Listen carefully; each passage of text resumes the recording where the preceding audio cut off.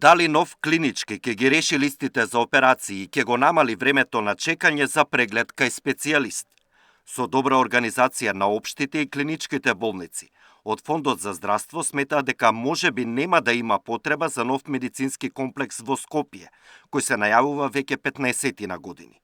Овој став од ФЗО го темелат на податоците од анализата за болничко лекување во последните 3 години, кои покажуваат пораст на бројот на сложени интервенции во 9 од 12 болници во внатрешноста, како и во КБ Штип, Битола и во ГОП 8 септември, која според обемот и квалитетот на услуги била на ниво на клинички центар. Ние издвојуваме за здравство 5,3% од БДП и 13% од буџетот. Без голема промена во фискалната политика, нови средства нема да се случат за здравство. Тогаш ние мораме да се фокусираме како ово што го имаме, а има болници, има кадар, има стручни луѓе, да најдобро ги скомбинираме за да добиеме максимални ефекти. Инаку анализата на ФЗО покажува пораст на болничкото лекување во земјава. За 2 години има 10.000 хоспитализации повеќе.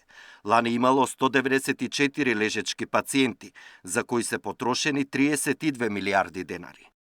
Најмногу разна болнички случаи имаме во две подрачја, тоа се очните болести и болестите на мускулно-скелетниот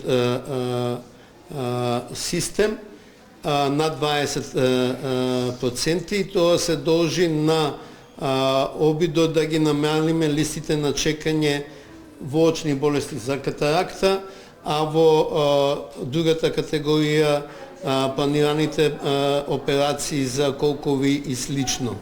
Од друга страна, според податоците од фондот, пат на хоспитализации за 3% има за кардиоваскуларни болести и за болничко лекување поврзано со породување, поради пат на наталитетот.